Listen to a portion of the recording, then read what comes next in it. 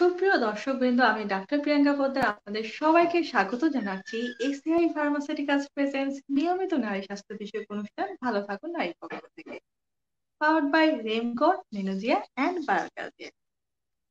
ঋতুরাজ বসন্তের আজ প্রথম দিনে ভালোবাসার প্রথম প্রহরে সবাইকে জানাচ্ছি ভালোবাসা দিবসের শুভেচ্ছা। সকলকে শুভেচ্ছা জানানোর মধ্য দিয়ে আমাদের আজকের অনুষ্ঠান শুরু করতে যাচ্ছি এবং আমাদের আজকের বিষয় গর্ভবতী মায়ের পরিচর্যা। একজন নারী যখন প্রথম গর্ভবতী হয় তখন কিন্তু বিভিন্ন ধরনের শারীরিক ও মানসিক পরিবর্তনের মধ্য দিয়ে যায়। তাই এই সময়টাতে কিন্তু একটু বিশেষ যত্নের প্রয়োজন হয়, কিছু দিক খেয়াল রাখতে হয়। তাই এইসব বিষয় খেয়াল রেখেই আমাদের আজকের আয়োজন গর্ভবতী মায়ের পরিচর্যা। এবং এই বিষয় নিয়ে কথা বলার জন্য আমাদের সাথে আজ সংযুক্ত আছেন অতিথি হিসাবে স্বনামধন্য ও দেশ বরানো স্ত্রীরোগ ও প্রসূতি বিশেষজ্ঞ অধ্যাপক শামসুদ জাহান শেলী ম্যাডাম, যিনি অধ্যাপক ও বিভাগীয় প্রধান হিসাবে কর্মরত আছেন ইব্রাহিম মেডিকেল কলেজ ও বারডেম হাসপাতাল। আসসালামু আলাইকুম ম্যাডাম, আপনাকে স্বাগত জানাচ্ছি আমাদের আজকের অনুষ্ঠানে। কেমন আছেন? আলহামদুলিল্লাহ ভালো আছি। তুমি কেমন আছো? জি ম্যাডাম, ভালো আছেন। প্রিয় দর্শক বৃন্দ, আপনাদের যদি এই গর্ভবতী মায়েদের নিয়ে কোনো ধরনের জিজ্ঞাসা থাকে বা কোনো ধরনের সমস্যায় ভুগছেন, আপনারা কিন্তু আমাদের লাইভ কমেন্ট সেকশনে লিখতে পারেন। আমাদের সম্মানিত অতিথি চেষ্টা করবে আপনাদের প্রশ্নগুলো সুন্দর ও সহজ সমাধান দেওয়ার জন্য। তো প্রিয় দর্শক বৃন্দ, আমরা চলে যাচ্ছি আমাদের আজকের অনুষ্ঠানে এসিআই ফার্মাসিউটিক্যালস প্রেজেন্টস গর্ভবতী মায়েদের পরিচর্যা। ম্যাডাম, যেহেতু আমাদের আজকের বিষয় গর্ভবতী মায়েদের পরিচর্যা, প্রথমে ম্যাডাম আপনার কাছে জানতে চাইবো যে এই পরিচর্যাটা আসলে কেন এত গুরুত্বপূর্ণ, তা আমি যদি দর্শকদের উদ্দেশ্যে বলতে। ধন্যবাদ প্রিয়াঙ্কা, সুন্দর প্রশ্ন করার জন্য। গর্ভবতী মায়ের পরিচর্যা অবশ্যই প্রয়োজন। আমরা যদি পরবর্তী প্রজন্ম সুস্থ এবং স্বাভাবিক চাই এবং পরবর্তীতে প্রেগনেন্সি পরবর্তীতে মায়ের সুস্থতা কামনা করি, তাহলে অবশ্যই যখন মা গর্ভাবস্থায় থাকবে তার পরিচর্যা অত্যন্ত অত্যন্ত জরুরি। ধন্যবাদ ম্যাডাম। মানে এই যে গর্ভবতী মায়েদের পরিচর্যা, এটাকে ম্যাডাম আমরা কিভাবে ভাগ করতে পারি? আমরা অনেক সময় ম্যাডাম বলি যে আমাদের এখানে গর্ভবতী মায়েদের স্পেশাল যত্নের জন্য আমাদের চিকিৎসা সেবা নিতে আসার কথা। মানে ওই চিকিৎসা সেবাটাকে আমরা কিভাবে ভাগ করবো বা কি কি খেয়াল রাখবো, সেটা যদি বলতেন। চিকিৎসা গর্ভবতী অবস্থায় আমরা যদি ভাগ করি, আমরা সাধারণত মেডিকেল টার্মে যেমন first trimester, second trimester, third trimester ভাগ করে থাকি। কিন্তু যে অ্যান্টিনেটাল কেয়ার, যেই কেয়ারের মাধ্যমে আমি মাকে তার এবং তার আগত সন্তানের যে পরিচর্যার জন্য যে যত্নগুলো দরকার, যে ডিসিপ্লিনগুলো মেনে দরকার, সেগুলোর জন্য তাকে যে রেগুলার প্রেগনেন্সি বা গর্ভাবস্থায় যে চেক আপের প্রয়োজন, সেইগুলাকে আমরা চারটা ভাগে, অন্তত চারটা ভিজিটের কথা বলি। যেমন ফার্স্টে আমরা 12 উইকস এর মধ্যে ডব্লিউএইচ এর, ওয়ার্ল্ড হেলথ অর্গানাইজেশনের অনুযায়ী আমরা যদি চারটা ভিজিটের কথা বলি, অন্তত যে 16 উইকস এর মধ্যে একটা, 24 থেকে 28 উইকস এর মধ্যে একটা, 28 উইকস, 32 উইকস এ একটা, 36 উইকস এর, যা প্রসূতির জাস্ট আগে দিয়ে যে ভিজিট দেওয়ার জন্য। এই সময় ভিজিটগুলো প্রত্যেকটার ইম্পর্টেন্স আছে। চারটা ভিজিটের কথা আমরা যদি বলে থাকি, প্রথম ভিজিট, দ্বিতীয় ভিজিট, তৃতীয় ভিজিট, চতুর্থ ভিজিট। এবং সাধারণত ইকোনমিক্যালি সলভেন্ট কান্ট্রিতে অথবা যারা করতে পারে 28 উইকস পর্যন্ত মাসে একটা করে অন্তত ভিজিট দরকার, যে তার কোনো সমস্যা হচ্ছে কিনা, পরবর্তীতে প্রেগনেন্সি পরবর্তীকালে কোনো সমস্যা হবে কিনা, ডেলিভারির সময় কোনো সমস্যা হবে না, তার বাচ্চার কোনো সমস্যা হচ্ছে কিনা, বা বাচ্চার গ্রোথটা ঠিক মতো হচ্ছে কিনা, কোনো মেডিকেল কমপ্লিকেশন অ্যারাইজ হচ্ছে কিনা, সেগুলো দেখার জন্য যে ভিজিটগুলোকে আমরা প্রতি মাসে অন্তত একটা করে ভিজিট করতে পারি। আর 28 উইকস পর্যন্ত, তারপরে 28 থেকে 32 বা 34 উইকসে যে ফোর্টনাইটলি 15 দিন পর পর, এবং 36 উইকস এর পরে সপ্তাহে একটা করে ভিজিট দিতে পারি। যে প্রেগনেন্সির সময় গর্ভাবস্থায় যেমন অনেক ধরনের রোগী প্রেগনেন্সির কারণে হয়ে থাকে, প্রেগনেন্সি ইন্ডিউস হাইপারটেনশন বলি, প্রেগনেন্সি ইন্ডিউস ডায়াবেটিস, যেটা জেস্টেশনাল ডায়াবেটিস মেলাইটিস বলি, এই রোগগুলা অত্যন্ত প্রয়োজন যে গর্ভাবস্থায় যে নিয়ন্ত্রণে রাখা তার নিজের এবং বাচ্চার স্বাস্থ্যের জন্য। সেই জন্য যে আমরা তিনটা ভাগে ভাগ করে, যেমন first trimester, second trimester, third trimester এভাবেও করতে পারি, এবং ডব্লিউএইচ এর ক্রাইটেরিয়া অনুযায়ী সেই ভিজিট গুলাও করতে পারি।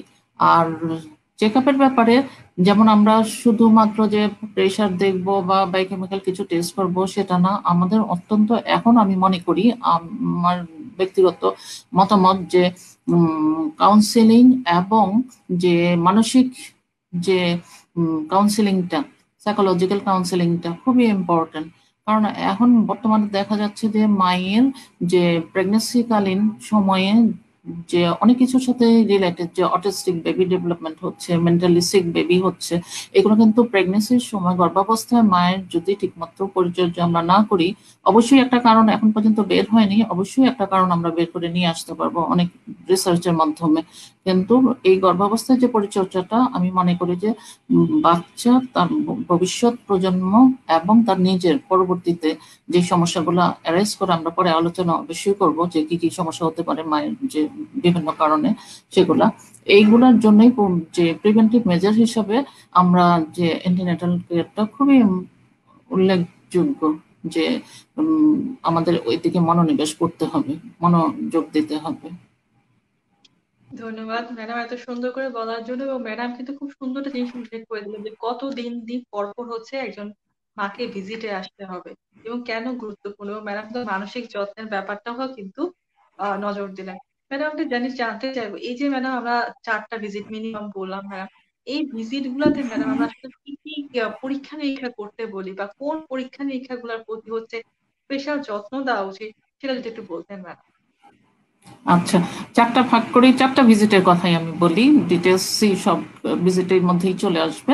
প্রথম ভিজিটটা তো আমরা 12 উইকস মানে প্রথম 3 মাসে, ফার্স্ট ট্রাইমেস্টার যেটা বলি, যে এই ট্রাইমেস্টারের মধ্যে আমরা টেস্ট করব মাকে। তো প্রথমে আমরা দেখব যে মায়ের ওজন ঠিক মতো বাড়ছে কিনা, খাচ্ছে কিনা। ওজনটা বেশি ইম্পর্টেন্ট না এই প্রথম 3 মাসে, কিন্তু মায়ের যে আনরেকগনাইজ স্ক্রিনিং, যে সিফিলিস অথবা যে ডায়াবেটিস আছে কিনা, এই জিনিসগুলো আমি জানি না, কখনোই প্রেগনেন্সি অবস্থার আগে আমি কখনোই জানতাম না যে এই ডিজিজগুলো আছে কিনা। কারণ এগুলোর ইফেক্ট বাচ্চার উপরে পড়বে এবং মায়ের নিজের উপরেও ইফেক্ট পড়বে পরবর্তীতে প্রেগনেন্সির সময়। নানা সমস্যা হতে পারে, লো বার্থ ওয়েট বেবি হতে পারে, প্রিটার্ম বেবি হতে পারে, আগেই ডেলিভারির সময়ের আগেই ডেলিভারি হয়ে যেতে পারে। সেই জন্য এই সময়ে মা যখন প্রথমেই আসবে আমার কাছে যে হ্যাঁ মাসিক বন্ধ হয়েছে, বমি হচ্ছে, নসিয়া হচ্ছে, তখন আমরা প্রেগনেন্সিটা কনফার্ম করি। মা তো বাসায় সাধারণত ম্যাক্সিমামই ইউরিন টেস্ট স্ট্রিপ করে দিয়ে টেস্ট করে আসে যে পজিটিভ, তখন আমরা কনফার্ম করি আলট্রাসোনোগ্রাফি দিয়ে।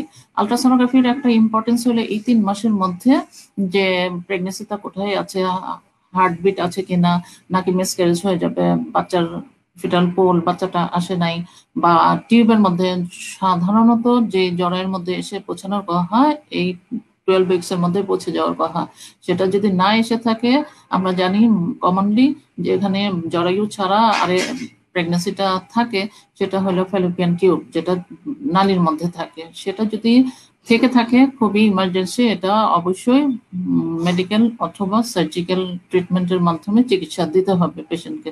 তাহলে আর্লি ডায়াগনোসিস করতে পারছি আমরা একটোপিক প্রেগনেন্সি যেটাকে বলি। যে একটোপিক প্রেগনেন্সিটা মায়ের জন্য মায়ের জীবন হানি করতে পারে, যে এই হঠাৎ করে যদি ফেটে যায়, পেটে প্রচন্ড ব্লিডিং হয়ে হতে পারে। সেই জন্য প্রথম ট্রাইমেস্টারে যখন আসবে অবশ্যই আমরা একটা আলট্রাসোনোগ্রাফি করাবো। দ্বিতীয়ত আমরা ব্লাড টেস্ট করব। ব্লাড টেস্ট কিসের জন্য করব, তার আগে থেকে আনরেকগনাইজ এনিমিয়া আছে কিনা। এনিমিয়া যদি থেকে থাকে, রক্তশূন্যতা যদি থেকে থাকে, আগে মাসিকের সময় যদি বেশি বেশি করে ব্লিডিং হতো, তারপরে সে এনিমিয়া নিয়েই সে প্রেগন্যান্সি গর্ভাবস্থায় এসেছে, অথবা আগে থেকে তার ডায়াবেটিস ছিল সে জানতো না, অথবা তার প্রেশার ছিল সে জানতো না, অন্যান্য মেডিকেল ডিসঅর্ডার্স গুলো ছিল, কমন ডিসঅর্ডার্স গুলো যেগুলো আমরা টেস্ট করে বের করে নিয়ে আসতে পারি, হিস্ট্রির মাধ্যমে বের করে নিয়ে আসতে পারি, যেগুলো পরবর্তীতে তার এবং নিজের বাচ্চার জন্য ক্ষতিকারক, সেগুলো আমরা জানতে পারি যে প্রথম 3 মাসে। হিমোগ্লোবিন পার্সেন্টেজটা করে অ্যানিমিয়া দেখতে পারি। তারপরে ভিডিআরএল করে সিফিলিস বা অন্যান্য টেস্ট গুলা ইনফেকশাস ডিজিজের জন্য যদি প্রয়োজন মনে করি হাই রিস্ক পেশেন্টদের, যে তারা এই টেস্ট গুলা দরকার, সেগুলা করে নিতে পারি। জন্ডিস আছে কিনা, এইচবিএসএজি, হেপাটাইটিস সি ভাইরাস আছে কিনা, বি ভাইরাস আছে কিনা, সেগুলা দেখতে পারি। আর ইম্পর্টেন্ট হলো ব্লাড গ্রুপটা করা। যে কোনো পেশেন্টেরই সিজার হোক নর্মাল ডেলিভারি হোক, আমার অবশ্যই অবশ্যই ব্লাড গ্রুপ RH টাইপিংটা থাকতে হবে। এখন RH নেগেটিভ মা যদি হয়ে থাকে ব্লাড গ্রুপ RH টাইপিং করতে গিয়ে, তখন মায়ের বডিতে কতগুলো আগে যদি প্রেগনেন্সি হয়ে থাকে অ্যান্টিবডি টাইটার, এই অ্যান্টিবডি টাইটারটা আমরা রেগুলার চেক করি, যে দেখার জন্য যে এই বাচ্চার জন্য যে সমস্যা হবে কিনা, কখন বাচ্চাকে ডেলিভারি করাই ফেলতে হবে সেটা দেখার জন্য করে থাকি। তারপরে থাইরয়েড এই সাবকন্টিনেন্টে যেমন আমাদের থাইরয়েড ডিসঅর্ডার, থাইরয়েড হরমোনের সমস্যা আছে, অনেক প্রচুর পরিমাণে আমরা পেশেন্ট পাই। সেই সব পেশেন্টদেরও থাইরয়েড ডিসঅর্ডার যদি ধরা থাকে, অ্যাজ আর্লি এজ পসিবল আমরা থাইরয়েড ডিসঅর্ডারটা সলভ করার চেষ্টা করব ট্রিটমেন্ট দিয়ে, থাইরয়েড টেস্টার প্রোফাইলটা পুরোপুরি করে। না হলে বাচ্চা অ্যাবর্শন হয়ে যেতে পারে থাইরয়েড ডিসঅর্ডার্স এর কারণে, প্রিম্যাচুর ডেলিভারি হতে পারে, প্রিটার্ম বার্থ হতে পারে, অথবা মিসক্যারেজ তো হতেই পারে, আইইউডি হতে পারে, নানা রকম সমস্যা হতে পারে, স্টিল বার্থ হতে পারে। সেই জন্য যে আমরা যদি যখনই জানবো তখনই আমরা তাড়াতাড়ি করে এই পদক্ষেপ করা নিতে পারি। আর কেউ যদি প্রেশার রোগী হয়ে থাকে, সে গর্ভাবস্থায় আসছে, তার প্রেশার ওষুধটা খুবই হার্মফুল বেবির জন্য, কনজেনিটাল অ্যাবনর্মাল বেবি করতে পারে, অথবা ডায়াবেটিসের এমন কোনো ওষুধ খাচ্ছে যেটা বাচ্চার জন্য ক্ষতিকারক হতে পারে, জন্মগত ত্রুটি নিয়ে বাচ্চা জন্মাতে পারে, সেগুলো আমরা বন্ধ করে দিতে পারি। এবং সাথে সাথে আমরা ফলিক অ্যাসিড সাপ্লিমেন্ট, যেটা 400 মাইক্রোগ্রাম আমরা একটা করে অন্তত ট্যাবলেট পেশেন্টকে দিয়ে থাকি, যে কিছু কিছু নিউরাল টিউব ডিফেক্ট, কিছু কিছু জন্মগত ত্রুটি থেকে বাচ্চাকে রক্ষা করতে পারে। ধন্যবাদ ম্যাডাম, ম্যাডাম সুন্দর জিনিস করে বলার ইম্পর্টেন্ট, জন্য। আরেকটা জিনিস ম্যাডাম, ইম্পর্টেন্ট, হ্যাঁ জি ম্যাডাম ইউরিন বলবেন। টেস্টের কথা বললাম না আমি। ইউরিনটা অ্যাসিম্পটোমেটিক ব্যাকটেরিয়া, মেয়েদের খুবই কমন যে ইউরিনে ইনফেকশন হতে পারে। অ্যাসিম্পটোমেটিক ব্যাকটেরিয়ার জন্য ইউরিন অন্তত রুটিন টেস্ট আমরা অবশ্যই করব। রুটিন টেস্টের মধ্যে যদি পাসেল বেশি থাকে কালচার করিয়া অ্যাসিম্পটোমেটিক ব্যাকটেরিয়া অবশ্যই ট্রিটমেন্ট করতে হবে, না হলে পরবর্তীতে কি হতে পারে, মায়ের হতে পারে, মায়ের পাইলোনেফ্রাইটিস হতে পারে এবং রেনাল ফেলিউর হতে পারে, লো বার্থ ওয়েট বেবি হতে পারে, প্রি ম্যাচিউর ডেলিভারি হতে পারে। সেই জন্য প্রথম ট্রাইমেস্টারে আমরা এই টেস্টগুলো অবশ্যই করবো ইনশাআল্লাহ। ধন্যবাদ ম্যাডাম, ম্যাডাম কিন্তু শুধুমাত্র ডাব্লিউএইচসি যে টেস্ট গুলো রিকমেন্ড সেগুলোর কথাই বললেন না, কেন করব, কি সমস্যা হতে পারে সেগুলো কিন্তু আপনাদের জন্য খুব সুন্দরভাবে ম্যাডাম বুঝিয়ে বলেছেন, যে আপনারা আশা করি বুঝতে পারছেন যে আসলে কতটা জরুরি এই টেস্ট গুলা। ম্যাডাম আমি আরেকটা জিনিস জানতে চাইবো ম্যাডাম, আমাদের যখন একজন মা আসে, আপনি বলছিলেন ফলিক অ্যাসিডের কথা, এবং আরো কিছু ম্যাডাম আমরা বলি যে ভিটামিন জরুরি। তো ম্যাডাম ভিটামিন গুলো কেন জরুরি এবং কোন কোন ভিটামিন আমরা হচ্ছে প্রেসক্রাইব করে থাকি একজন গর্ভবতী মাকে, সেটা যদি বলতেন। হুম, ধন্যবাদ। আমি তো প্রথম ট্রাইমেস্টারে যে প্রথম 3 মাসে ফলিক অ্যাসিডের কথাই বললাম, আর বললাম যে মা যদি রক্ত শূন্যতায় ভোগে, গর্ভকালীন সময় যদি ধরা পড়ে, প্রথমেই যখন আসবে আমাদের কাছে, তখন অবশ্যই আমি শুধুমাত্র ফলিক অ্যাসিডের মধ্যে সীমাবদ্ধ থাকবো না, আমি আয়রন সাপ্লিমেন্টও দিব। তারপরে মা যদি কমপ্লেইন করে যে লেগ হচ্ছে বা হাত পা কামড়াচ্ছে, যে হয়তো ক্যালসিয়ামের অভাবও থাকতে পারে, ক্যালসিয়াম সাপ্লিমেন্ট, ম্যাগনেসিয়াম সাপ্লিমেন্ট আমরা দিতে পারি। ধন্যবাদ ম্যাডাম। ম্যাডাম এই যে আমরা বিভিন্ন সমস্যাগুলোর কথা বললাম, এই যে ম্যাডাম ট্রাইমেস্টার ওয়াইজ ম্যাডাম কি কি ধরনের সমস্যাগুলো বেশি হয়, যেমন ফার্স্ট ট্রাইমেস্টার ম্যাডাম কি কি ধরনের সমস্যা আপনারা বেশি পান, প্লিজ একটু। ধন্যবাদ। ফার্স্ট ট্রাইমেস্টারে যেমন প্রেগনেন্সি টেস্ট করে পেশেন্টদের জন্য বলছি, আমি ওইভাবেই বলছি। পেশেন্টরা যেমন মনে করে যে ইউরিন স্ট্রিপ টেস্ট করে আসলে পজিটিভ আসছে, আমার তো প্রেগনেন্সি পজিটিভ, আমি প্রেগনেন্ট। কিন্তু কনফার্ম করতে হবে প্রেগনেন্সিটা, প্রথমে ফার্টিলাইজেশন হয়, কনসেপ্টটা হয় টিউবের মধ্যে, হ্যাঁ, তারপরে সেটা টিউব থেকে এসে ইউট্রাসের মধ্যে, জরায়ুর মধ্যে, যেটা বলি জরায়ুর মধ্যে এসে ঢোকে। এখন টিউবের মধ্যে যখন প্রেগনেন্সিটা হলো সেখানেই থেকে যেতে পারে, সেটাকে আমি আরেকটু আগেই বলেছিলাম যে একটু প্রেগনেন্সি হতে পারে। টিউবের মধ্যে থেকে না থাকলো, এসে জরায়ুতে ঢুকলো, জরায়ুর মধ্যে এসে যখন স্যাকটা তৈরি হলো, থলিটা হলো, বাচ্চাটা নাও আসতে পারে, সেটাকে ব্লাইটেড ওভাম বলে, মিসক্যারেজ হয়ে যাবে, সেটা ব্লিডিং হবে, বের হয়ে যাবে, সেটা আর রাখা সম্ভব হয় না সাধারণত, কারণ সেটা বাচ্চাটাই তো নাই থলিটার মধ্যে, সেটা যে আল্লাহ তাআলা দেননি, সেটাও হতে পারে। তারপরে এখন হওয়ার পরেও অ্যাবর্শন হয়ে যেতে পারে, অ্যাবর্শন হয়ে মিসক্যারেজ হয়ে যেতে পারে অনেক কারণে, জরায়ুর কারণে হতে পারে, মায়ের কারণে হতে পারে, বাচ্চার কনজেনিটাল অ্যাবনর্মাল বেবি যদি হয়ে থাকে, ম্যাক্সিমাম অ্যাবর্শন গুলা দেখা গেছে যে প্রথম 3 মাসেই হয়ে যেতে পারে। তাছাড়া যেমন কিছু কিছু আছে যে প্রেগনেন্সিটার মধ্যেই যে টিউমার, নিউপ্লাস্টিক চেঞ্জ হতে পারে, যেটাকে আমরা বলি মোলার প্রেগনেন্সি। মোলার প্রেগনেন্সিও খুব বেশি কম দেখা যায় না, আমরা সচরাচর পেয়ে থাকি মোলার প্রেগনেন্সি। যেমন ছোট ছোট আঙ্গুলের দানার মতো পেশেন্ট এসে বলবে যে বেরোচ্ছে, পানির মতো বেরোচ্ছে, আর আলট্রাসোনোগ্রাম করলে যে দেখা যাবে, যে কনফার্ম হওয়া যাবে মোলার প্রেগনেন্সি। এই মোলার প্রেগনেন্সি পেশেন্টদেরও পরবর্তীতে কিন্তু 1 বছর আমরা প্রেগনেন্সি নিতে নিষেধ করি, এবং ওইটা থেকেও কিন্তু প্রেগনেন্সি মোলার প্রেগনেন্সিটা আবার কনভার্ট হতে পারে কোরিওকার্সিনোমাতে। সেই জন্য যে ওই প্রথম 3 মাসে একটুপিক হতে পারে, মিসক্যারেজ হতে পারে, বাচ্চার জন্মগত ত্রুটি নিয়ে জন্মাতে পারে। যদি ডায়াবেটিক পেশেন্ট থেকে, ডায়াবেটিস যদি আনকন্ট্রোল থাকে, এই সময় চান্স বেশি থাকে। আনকন্ট্রোল প্রেশার যদি থাকে, অথবা সে যদি প্রেশারের ওষুধ কোনো একটা হার্মফুল ওষুধ খেয়ে থাকে প্রেগনেন্সির সময়, সেই জন্য ওই সময় সেই ড্রাগটাও বাচ্চার জন্মগত ত্রুটি নিয়ে জন্মাতে সাহায্য করে। তাছাড়া মোলার প্রেগনেন্সি হলে পরে সেই প্রেগনেন্সিটাও হতে পারে, একটু প্রেগনেন্সি হতে পারে, এই সমস্যা নিয়ে জন্মাতে পারে। সেই জন্য যে আমাদের প্রি কনসেপশনাল কাউন্সিলিংটা এই পর্যায়ে, এই পরিপ্রেক্ষিতে আমি বলবো খুবই important. Pre conceptional counselling means যে গর্ভাবস্থার আগে পেশেন্ট যখন প্রেগনেন্সি নেওয়ার প্ল্যান করবে, তখন অন্তত একজনের সাথে কনসাল্ট করে নেওয়াটা ভালো। তাহলে আমরা যে আনডায়াগনোসড কতগুলো মেডিকেল কমপ্লিকেটেড ডিজিজ, সেগুলো আমরা বের হয়ে আসতে পারে। যেই ড্রাগগুলো সে নিচ্ছে, সে পরবর্তীতে বেবির ক্ষতি করতে পারে, জন্মগত ত্রুটি নিয়ে জন্মাতে পারে, অ্যাবর্শন করাতে পারে, সেই ড্রাগগুলো আমরা স্টপ করে দিতে পারি। এবং ফলিক অ্যাসিডটা দেখা গেছে যে হেল্পফুল, সেজন্য যে প্রেগনেন্সির আগে থেকে 2-3 মাস আগে থেকে আমরা যদি প্রেসক্রিপশনে দিয়ে থাকি, সেই পেশেন্টগুলা যে ফল পেতে পারে, যে সমস্যা নিয়ে যে জন্মায় সেই সমস্যা যেন না হয়। ধন্যবাদ ম্যাডাম, আপনি এতক্ষণ বলছেন যে প্রথম 3 মাসে কি কি ধরনের সমস্যা আমরা পেয়ে থাকি। ম্যাডাম, যে সেকেন্ড এবং থার্ড ট্রাইমেস্টার মানে বাকি অংশটা প্রেগনেন্সি, সেই সময় ম্যাডাম কি কি ধরনের সমস্যা আমরা খুব পাই বা আপনাদের কাছে আসে ম্যাডাম, সেটা যদি বলতেন। সেকেন্ড ট্রাইমেস্টার তো আমি 12 উইকস থেকে 28 উইকস পর্যন্তই আমাদের দেশে ধরি কোথাও, বা ইয়ে বললে 24 উইকসও বলা হয়, 20 উইকসও বলা হয় আমেরিকান অনুযায়ী। যেটাই হোক, সেকেন্ড ট্রাইমেস্টারের মাঝখানের সময়টা হলো রিল্যাক্সেশন, পিরিয়ড অফ রিল্যাক্সেশন। ওই সময় যে ডায়াবেটিস যদি কেউ নিয়ে আসে, ফার্স্টে নিয়ে আসলো, এখন তো আমার কিছু করার নাই, যে ব্লাড সুগার কন্ট্রোল ছাড়া এখন ব্লাড সুগার কন্ট্রোল করতে পারি, প্রেশার নিয়ে আসতে পারে। অথবা সবচেয়ে খারাপ জিনিস যেটা হলো সেটা যে মিড ট্রাইমেস্টার অ্যাবর্শন হয়ে যেতে পারে। কারো সে হয়তো জানতোই না তার যে জ্বরের যে সমস্যা, মুখ খোলা যেটা বলা হয় বাংলা ভাষায়, জ্বরের মুখ খোলা থাকে জন্মগত ভাবেই কারো কারো, অথবা কোনো কারণে প্রিভিয়াস কোনো সার্জারি হয়েছিল জরায়ুর, সেটার জন্য অনেক সময় হয় মিড ট্রাইমেস্টার অ্যাবর্শন হয়ে যেতে পারে। অথবা তার কোনো জ্বরের মধ্যে টিউমার ছিল, অনেকগুলো টিউমার, ফাইব্রয়েড, যেগুলো বিনাইন, সে টেরই পায় না, সেই টিউমার গুলার জন্য তার অ্যাবর্শন হয়ে যেতে পারে। সেই মিড ট্রাইমেস্টারের মধ্যে মাঝখানের সময়টাতে এই সমস্যাগুলা হতে পারে পেশেন্টের। সেই জন্য আর এই সময়ে কিন্তু pregnancy induce pressure, diabetes, pre eclampsia এগুলার উৎপত্তি হয় সাধারণত মিড ট্রাইমেস্টার থেকে। যে প্রেগনেন্সির কারণে যেই হরমোনগুলা বা যে স্ট্রেসটা ডেভেলপমেন্টের জন্য হেল্প করে, এক্লামশিয়া, প্রি এক্লামশিয়া, এই সময় থেকে সাধারণত শুরু হয়ে থাকে। এই সময়টা খুব ইম্পর্টেন্ট। ধন্যবাদ ম্যাডাম।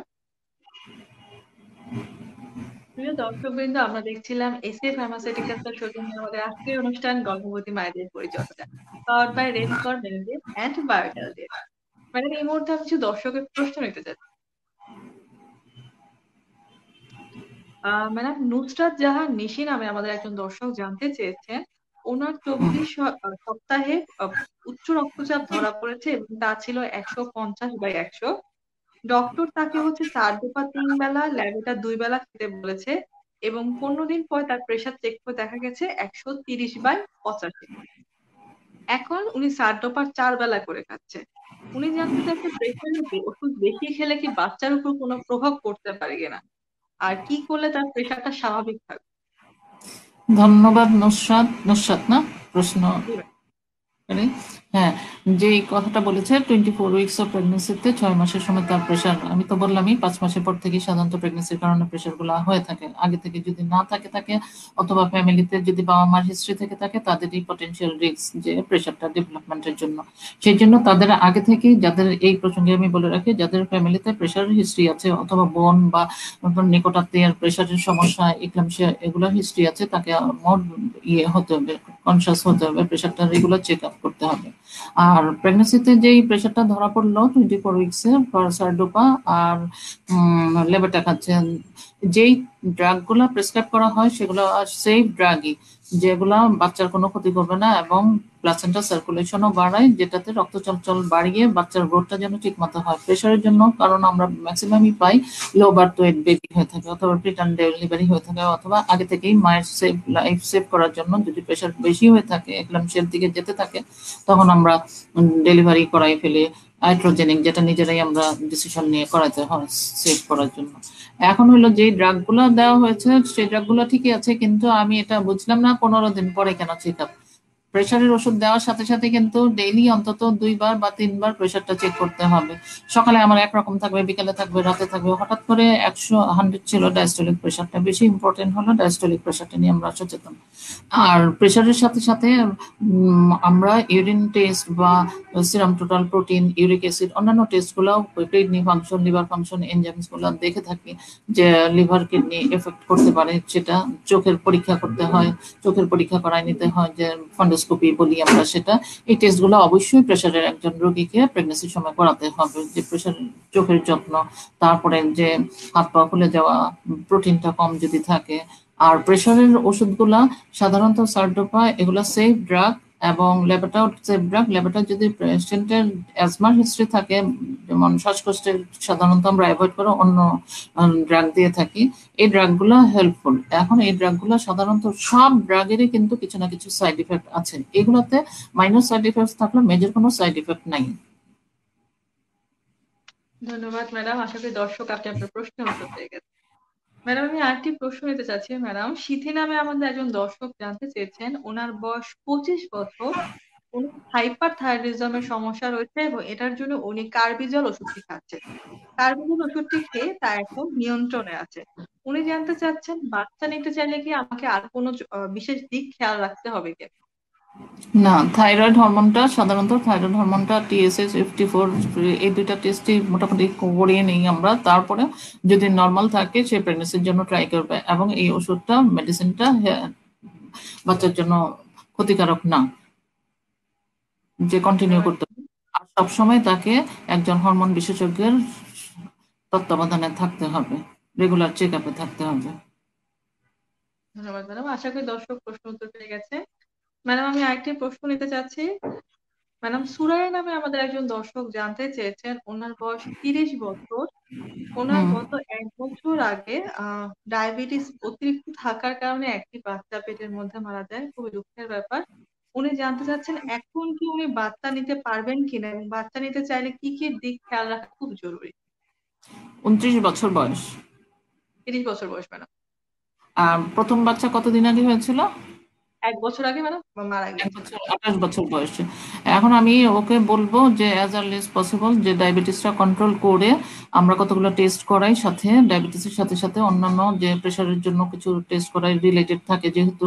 তারপরে ডায়াবেটিসের জন্য যেই ব্লাড সুগারটা কন্ট্রোল করে, হিমোগ্লোবিন A1C করিয়ে প্রিভিয়াস 2 to 3 মান্থসের যে বড কেমন ছিল, ব্লাড সুগার প্রোফাইল রেগুলার করে যখনই কন্ট্রোল হবে তখনই কিন্তু তাড়াতাড়ি শুরু করা, ট্রাই করা উচিত প্রেগনেন্সির জন্য। কারণ বয়সও একটা ফ্যাক্টর, যেটা 30 পরে আমরা এল্ডারলি রিস্ক ফ্যাক্টর বলি, যে elderly patient high risk for pregnancy, induce diabetes, pressure, এগুলো।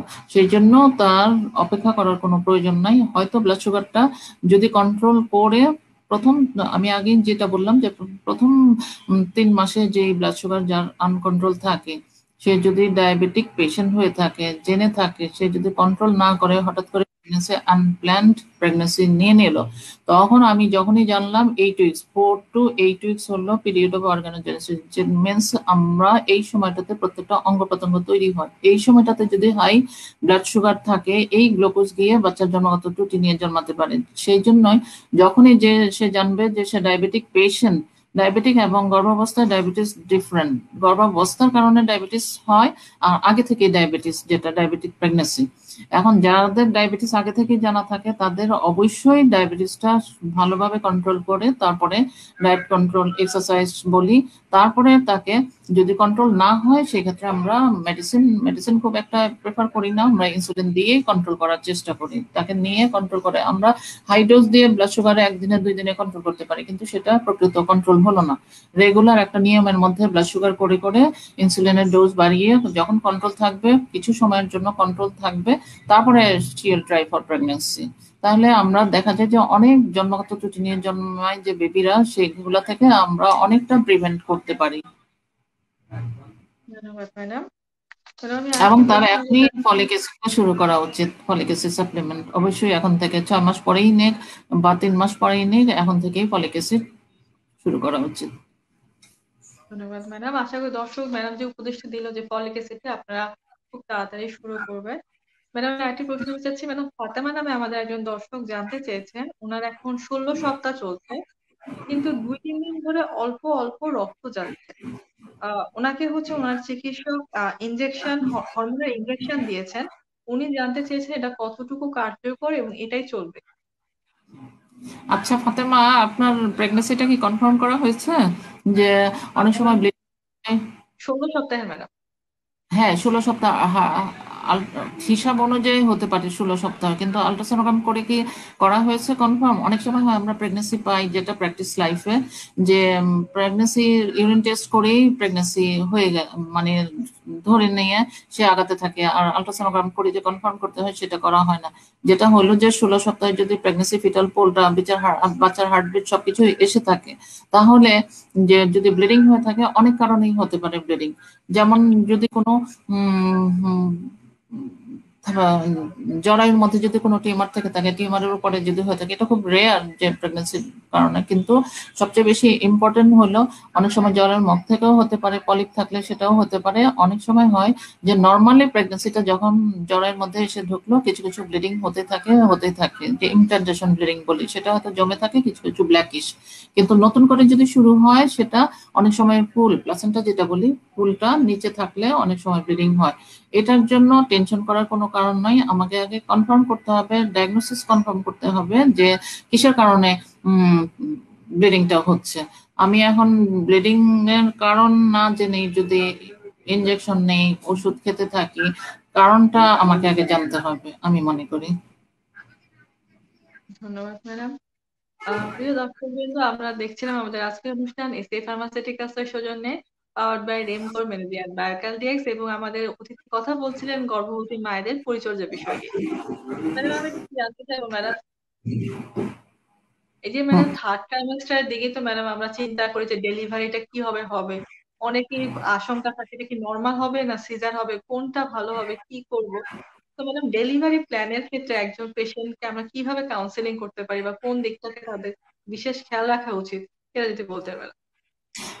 ডেলিভারির ব্যাপারে কাউন্সিলিংটা খুবই ইম্পর্টেন্ট। আমরা শুধু অ্যান্টিনেটাল চেক আপে শুধু আমরা যে প্রেশার দেবো, সাপ্লিমেন্ট দিব তা না, শারীরিক মানসিক দুইটারই চিকিৎসা, সাথে সাথে ফ্যামিলি মেম্বার্সদের, সে যে এনভায়রনমেন্টে থাকে, তার ফ্যামিলি মেম্বার্স তার খাওয়ার দিকে খেয়াল করছে কিনা, তার স্বাস্থ্যের দিকে খেয়াল করছে কিনা, ঘুমের দিকে খেয়াল হচ্ছে কিনা, তারপরে তার যে মানসিক শান্তিটা ঠিক মতো হচ্ছে কিনা, সেগুলোর জন্য কাউন্সিলিং এর জন্য আমরা সবসময় প্রেফার করব তার লিগ্যাল গার্জিয়ান, সাধারণত পার্টনার যে হাজবেন্ড, তাকে সাথে রেখে কাউন্সিলিংটা করা। শুধুমাত্র প্রেগন্যান্সি পেশেন্ট না, প্রেগন্যান্সি পেশেন্টের হাজবেন্ড অথবা আমাদের যে শাশুড়ি বা যার কাছে থাকে সাথে সাহায্যকারী, তার সাথে ব্যাপারটা বুঝায় বলতে হবে যে কিভাবে সে চলবে, লাইফস্টাইলটা কিভাবে, ঘুমটা কিভাবে, ঘুম কত ঘন্টা ঘুমাতে হবে, খাওয়াটা ঠিক মতো হবে কিনা। তারপরে যেই ডেলিভারির ব্যাপারে আলোচনা প্রথম থেকেই প্রতিবারই একটু একটু করে আমাকে বোঝাতে হবে পেশেন্টকে যে ডেলিভারিটা ওইভাবে হবে। লাস্টের দিকে গেলে যেমন ডেলিভারি ডিসিশন আমরা আগে থেকে প্রথম দিকে যেমন এসে পেশেন্ট বলে প্রেগন্যান্সি কনফার্ম হলো, ম্যাডাম আমি কিন্তু নর্মাল ডেলিভারি চাই, ম্যাডাম আমি কিন্তু সিজার চাই। এটা কিন্তু কারো পক্ষেই দুনিয়াতে বলা সম্ভব না যে নর্মাল কি হবে সিজার কি হবে। সেটা ডিপেন্ড করে যে পরবর্তীতে শেষের দিকে যে বাচ্চাটার কি পজিশন নিল। পজিশন মিনস যে পেশেন্ট ট্রান্সভার্সলি থাকতে পারে, বাচ্চাটা পেটের মধ্যে আড়াআড়ি ভাবে থাকতে পারে, বাচ্চা উল্টা থাকতে পারে, এই সব কিছুর উপরে। তারপর ফুলটা নিচে থাকতে পারে, পুরোপুরি যে দিক দিয়ে বাচ্চাটা বের হবে সেটা কভার করে থাকতে পারে, যেটাকে প্লাসেন্টা প্রিভিয়া বলে থাকি। প্রেশার ডেভেলপমেন্ট হতে পারে, প্রেশারের জন্য পেশেন্টকে আর্লি টার্মিনেট করতে হতে পারে, সিজারে যেতে পারে, অথবা তাড়াতাড়ি ডেলিভারি করাই ফেলতে হবে। সেই জন্য প্রথম দিকে বলা অসম্ভব, কিন্তু থার্ড ট্রাইমেস্টারের সেকেন্ড মিড ট্রাইমেস্টারের পর থেকেই আমাদেরকে অল্প অল্প করে কাউন্সিলিং করতে হবে। আমরা কোন পথে যাচ্ছি সবকিছু ঠিক থাকলে আমরা প্রেফারেবল হলো normal vaginal delivery. Normal vaginal ডেলিভারিতে এখন কখন করব, 37 সপ্তাহ হলে পূর্ণাঙ্গ হয়ে যায় বাচ্চা। যাদের রিস্ক পেশেন্ট আমরা 37 পর্যন্ত উইকস পর্যন্ত অপেক্ষা করি, কমপ্লিটেড উইকস, তারপরে আমরা ডেলিভারি করে তখন আমরা অ্যাসেস করি, পার ভেজানালি অ্যাসেস করি যে হ্যাঁ নর্মাল হবে যে বাচ্চারা ওয়েট, হাইট, পিটালের ডায়ামিটার, এগুলো সবকিছু দেখে, পজিশন, প্রেজেন্টেশন, এগুলো সবকিছু আছে আমাদের মেডিকেল টার্মে। এগুলো সব দেখে এবং আলট্রাসোনোগ্রাফি করিয়ে ফুলটা ঠিক আছে কিনা, ঠিক জায়গায় আছে কিনা, পানি যে বাচ্চাটা পানি থলিটার মধ্যে থাকে পানিগুলা ঠিক মতো আছে কিনা, সবকিছু, বাচ্চার নড়াচড়া ঠিক আছে কিনা, ওর কোনো হাই রিস্ক আছে কিনা যে ইমিডিয়েটলি ডেলিভারি করাতে হবে, সবকিছু বিবেচনায় নিয়ে আমরা সাধারণত সিদ্ধান্ত নিই নর্মাল হবে না সিজারিয়ান সেকশন হবে। সাধারণত আমরা 40 সপ্তাহ যেটা এক্সপেক্টেড ডেট অফ ডেলিভারি দিয়ে থাকি ইডিটি পেশেন্টকে, ওই পর্যন্তই যাওয়ার চেষ্টা করি। তারপরেও যদি সবকিছু risk patient, high risk patient না, লো রিস্ক পেশেন্ট বা নর্মাল পেশেন্ট, তাদেরকে আমরা 42 উইকস পর্যন্ত বলি যে হ্যাঁ আমরা আরেকটু 42 উইকস পর্যন্ত খুব ক্লোজ সুপারভিশনে যে আমরা কন্টিনিউ করি। তারপরে আমরা পার ভেজানাল দেখলাম, হিস্ট্রি নিলাম, কোনো রিস্ক ফ্যাক্টর নাই, সবকিছু ঠিক আছে, আমরা নর্মাল ভেজানাল জন্য ওয়েট করব। স্পন্টেনিয়াসলি নিজে থেকেই যেন ডেলিভারি ব্যথাটা ওঠে তখন থেকেই। সেই জন্যই 32 উইকস এর পর থেকেই আমরা চিন্তা করতে থাকবো কিভাবে হবে, পেশেন্টের হাজবেন্ডকে কাউন্সিলিং করতে পারবো এবং তার মায়ের হেলথ এবং বাচ্চার হেলথের কথা চিন্তা করে। এবং পরবর্তী ওই সময়টাতে কিন্তু আমরা থার্ড ট্রাইমেস্টার যে অ্যাডভাইসটা দিব খুবই ইম্পর্টেন্ট, যে ওই সময় কিন্তু আমরা বলে দিব প্রেগনেন্সির পরবর্তীতে মায়ের যত্নটা পুরপিরিয়াম পিরিয়ড যেটা বলি 6 সপ্তাহ পর্যন্ত যে চেঞ্জ গুলা হয়েছিল প্রেগনেন্সির সময়, সেই চেঞ্জ গুলা আবার রিভার্স ব্যাক করবে, যে সেই জন্য ভারী কাজ নিষেধ, তারপরে রেস্টে থাকবে, পুষ্টিটা খুব ইম্পর্টেন্ট, মা ব্রেস্টফিড করাবে, সেই ব্রেস্টফিডের ঠিক মতো যে সাহায্য করা মাকে, যে ফ্লুইড খাওয়ানো, দুধ খাওয়ানো, যে এগুলার যত্নগুলা, এগুলা কিন্তু আমরা থার্ড ট্রাইমেস্টারই বলে থাকবো। আর যদি ডিসিশন নিতে হয় হ্যাঁ সিজারিয়ান সেকশন, কেন সিজারিয়ান সেকশনের ডিসিশন হলো বাচ্চা এবং মায়ের কথা চিন্তা করে, সেটাও পেশেন্ট এবং পেশেন্টের হাজবেন্ডকে সুন্দর করে বলতে হবে। আর নর্মাল ডেলিভারি হলে আমরা অবশ্যই নর্মাল ডেলিভারির জন্য চেষ্টা করব। সেটার জন্য কি কি করতে হবে, কি কি এক্সারসাইজ আছে, পরবর্তীতে যেন জরায়ুটা নিচে নেমে না যায়, সেই সময় কিন্তু আমরা এন্টিনেটাল থার্ড ট্রাইমেস্টারের চেক আপের মধ্যে আমরা পেশেন্টকে বলবো। এবং প্রেগনেন্সির পুরো পিরিয়ডেই আমরা কিছু কিছু এক্সারসাইজ দেবো, কারণ যে প্রেগনেন্সির গর্ভাবস্থায় যে অর্গান গুলা বা লিগামেন্টস গুলা লুজ হয় সেগুলা যেন পরবর্তীতে কন্টিনিউ না করে, পার্মানেন্ট একটা ড্যামেজ না হয়, সেটার জন্য সুন্দর করে বুঝায় বলতে হবে যে ইউটেরাইন প্রোল্যাপস যেন না হয়। ধন্যবাদ ম্যাডাম। ম্যাডাম খুব সুন্দর করে বললো যে কাদের হচ্ছে নর্মাল ডেলিভারি বা সিজারিয়ান সেকশনটা, যে প্রথম থেকেই বলা যাবে না যে আপনার নর্মাল হবে, আপনার সিজারিয়ান সেকশন লাগবে। এইটা কিন্তু ম্যাডাম খুব সুন্দর করে বুঝিয়ে বললো, এবং কি কি জিনিস আমাদের দেখতে হয়, কতগুলো দিক খেয়াল রেখে তারপর আমরা ডেলিভারি প্ল্যানটা করি। ম্যাডাম আমি আরেকটা জিনিস বলতে চাই, ম্যাডাম আমাদের দেশে তো এখনো হচ্ছে 50% ডেলিভারি হচ্ছে বাড়িতে হচ্ছে।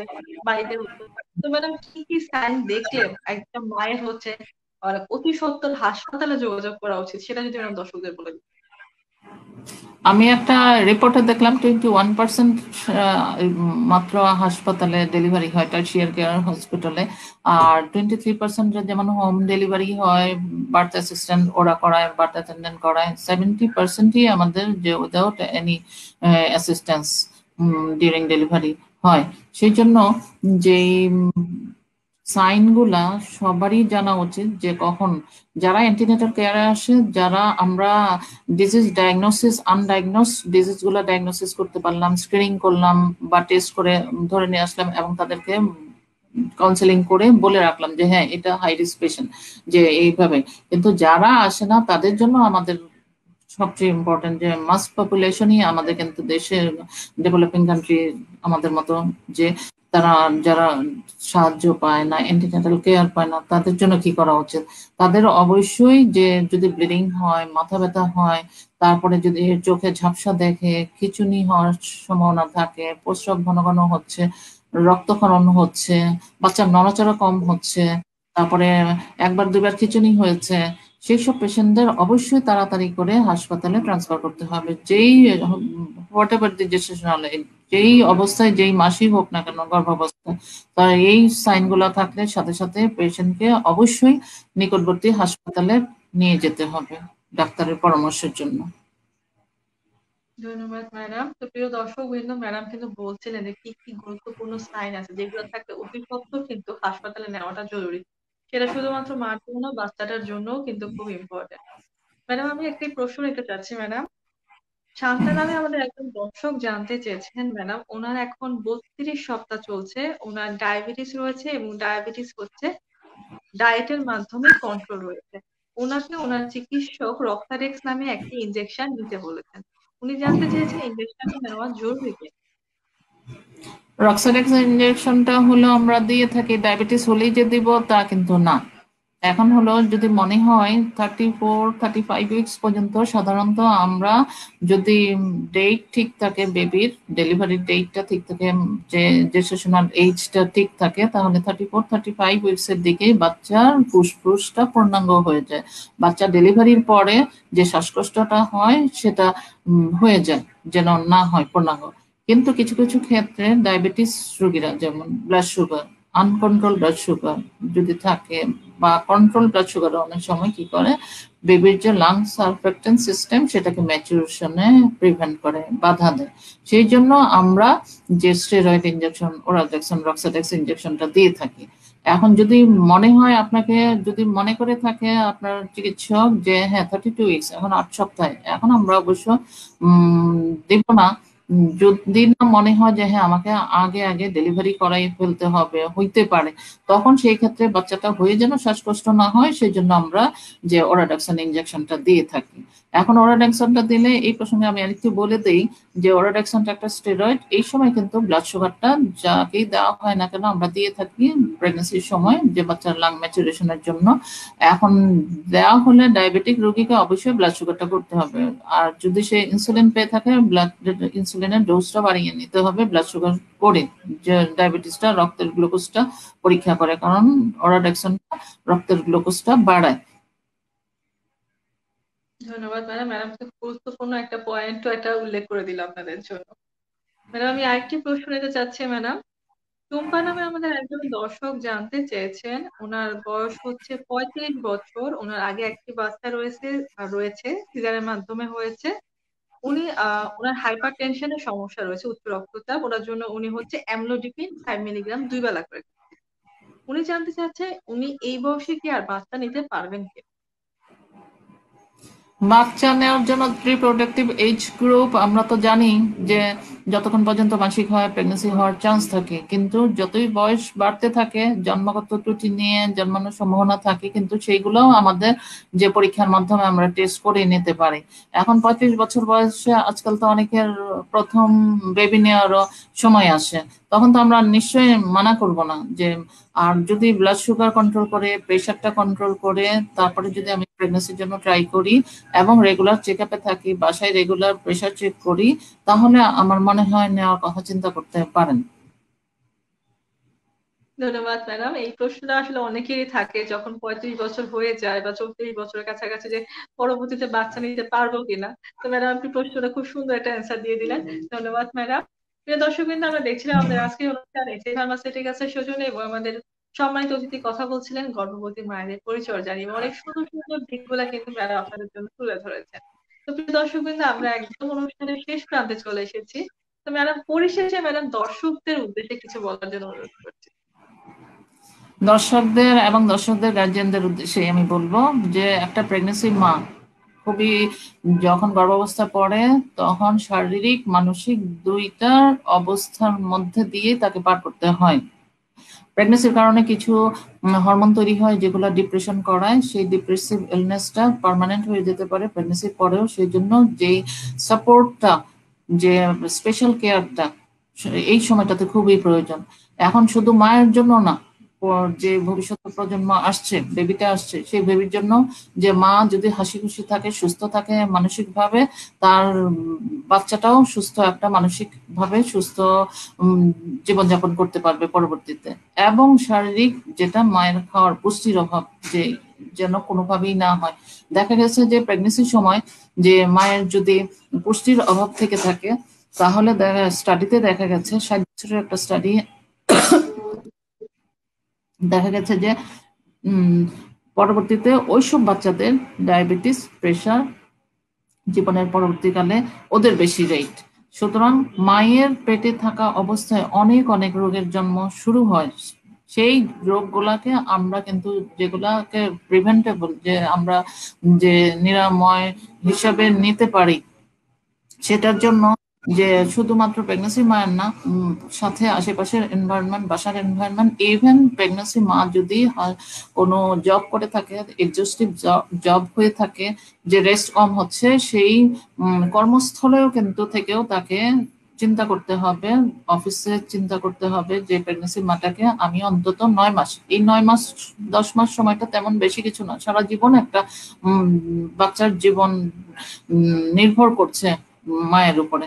সেই জন্য ফ্যামিলিতে, সমাজে এবং চাকরিস্থলে সব জায়গায় যদি প্রেগনেন্সি মা হয়ে থাকে, তার জন্য এক্সট্রা কেয়ার অবশ্যই আমাদের নেওয়া উচিত সব জায়গায়।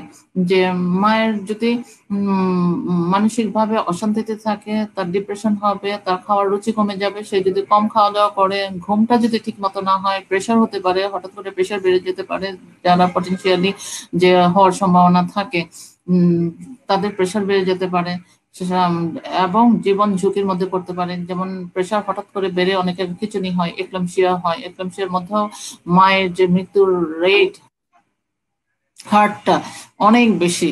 সেই জন্য যে আমরা মায়ের মৃত্যুর ঝুঁকি যেমন কমাতে পারি, কিছু প্রিভেন্টেবল ডিজিজ প্রিভেন্ট করতে পারি, এবং বেবির যে লো বার্থ ওয়েট বেবি বা preterm baby, low birth weight ওজনে কম, তো আমি বললামই যে লো বার্থ ওয়েট বেবি তো জন্মের পরেই তো নানা রকম পরিচর্যা এবং আইসিইউ কেয়ার লাগতে পারে।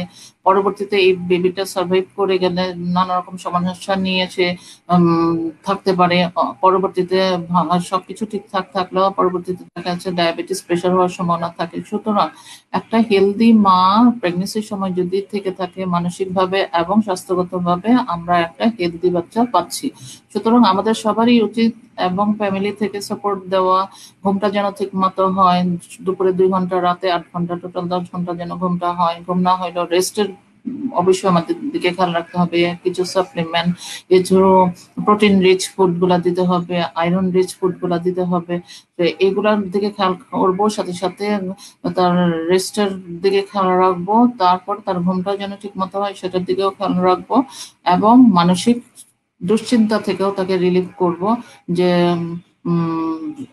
কোন রকম দুশ্চিন্তা নিজেরা যদি ভাগ করে নিতে পারি, এবং পরবর্তী প্ল্যানিংটা, ডেলিভারি কোথায় হবে, কিভাবে হবে, তার জন্য যে আমাদের টাকা পয়সা জমানো, যে নর্মাল হবে কি সিজার হবে, আর কোথায় হবে, কোথায় যেতে হবে ইমার্জেন্সি হলে, সবকিছু সম্পর্কেই আমাদের প্রেগনেন্সি গর্ভাবস্থায় সম্যক একটা ধারণা নিয়ে তারপর আমাকে যেতে হবে। সেই জন্য এই অবস্থার মধ্যে দিয়ে কেউ প্রেগনেন্সি হলে পরে, যে সব হাজবেন্ড সবচেয়ে বেশি কাছে থাকেন সবসময়, হাজবেন্ডের হেল্পটা খুবই ইম্পর্টেন্ট। যে তার এই যে সময়ে, বিপদের সময়ে যে হেল্পটা থাকে সারা জীবন মনে থাকবে মাটা। নাহলে না হলে এটার ইফেক্ট পরবর্তীতে তার মানসিক একটা ইফেক্ট পড়ে, যেটা পরবর্তীতে আমরা দেখে থাকি যে পোস্টপার্টাম সাইকোসিস হয়। হঠাৎ করে পেশেন্টের অনেক সময় দেখা যায় যে এই পোস্টপার্টাম সাইকোসিস ডেভেলপমেন্টের জন্য মা বাচ্চাকে পর্যন্ত অনেক খারাপ কিছু করে ফেলে, ঘটনা ঘটায় ফেলে। সেই জন্য বাবাকেও কেয়ারফুল থাকতে হবে, তার জন্য কোনোভাবেই যেন মানসিক অশান্তির কারণ না হয়ে থাকে। আর প্রেগনেন্সির কারণে যেই হরমোনটা বেড়ে যায়, সেই হরমোনটা এমনিতেই ডিপ্রেশন করায়। সেটাও পেশেন্টকেও নিজেকেও বুঝতে হবে যে হ্যাঁ, প্রেগনেন্সিতে ডিপ্রেশন হয়, সেজন্য তাকে নিজেকে অন্য কাজে ব্যস্ত থাকতে হবে, হাসি খুশি থাকতে হবে। আমরা যদি সুস্থ একটা মা এবং সুস্থ শিশু পাই, তাহলে আমাদেরকে অবশ্যই এই দিকগুলো খেয়াল রাখতে হবে। ধন্যবাদ ম্যাডাম। ম্যাডাম কিন্তু খুব সুন্দরভাবে বললেন যে একজন গর্ভবতী মায়ের ক্ষেত্রে তার স্বামী এবং তার পরিবারের কিন্তু খুবই গুরুত্বপূর্ণ ভূমিকা রয়েছে, এবং যেটা ম্যাডাম বললো যে পরবর্তীতে তার হতাশাটাকে বাড়িয়ে দিতে পারে এবং বিভিন্ন খারাপ কিছুরও কিন্তু সূচনা হতে পারে। ধন্যবাদ ম্যাডাম, আপনার এত সুন্দর করে দর্শকদের উদ্দেশ্যে বুঝিয়ে বলার জন্য এবং এত সহজবোধ্য ভাবে বলার জন্য, এবং আপনার এই গুরুত্বপূর্ণ সময় থেকে কিছু সময় আমাদের দর্শকদের দেওয়ার জন্য। ধন্যবাদ তোমাকেও প্রিয়াঙ্কা। ধন্যবাদ ম্যাডাম। প্রিয় দর্শক বৃন্দ, ম্যাডাম কিন্তু চেষ্টা করেছেন প্রত্যেকটা জিনিসকে আপনাদের বুঝিয়ে বলার জন্য যে কেন এতটা গুরুত্বপূর্ণ হচ্ছে গর্ভবতী মায়ের পরিচর্যাটা। একজন মা যদি সুস্থ থাকে তাহলে কিন্তু তার সন্তানটাও সুস্থ হবে। সুতরাং সবারই উচিত হচ্ছে এই সময়টাতে মায়ের খুবই যত্নের ব্যবস্থা করা, একটু খেয়াল রাখা। কারণ একটু খেয়াল রাখলে সে যেমন শারীরিকভাবে ভালো থাকবে, তেমনি কিন্তু মানসিক ভাবেও সুস্থ থাকবে। তো প্রিয় দর্শক বৃন্দ, আশা করছি যে এই অনুষ্ঠান থেকে আপনারা অনেকটাই উপকৃত হয়েছেন এবং শেয়ার করে দিবেন আপনাদের প্রিয়জনদের মাঝেও। এবং ধন্যবাদ এসএ ফার্মাসিউটিক্যালস কে যে এত সুন্দর একটা প্লট করে দেওয়ার জন্য, যে দর্শকদের প্রশ্নগুলো আমরা নিতে পারছি, ম্যাডাম খুব সুন্দর করে সেগুলো সহজ সমাধান দিতে পারছে। তো প্রিয় দর্শক বৃন্দ, ভালো থাকুন, সুস্থ থাকুন, শুভরাত্রি।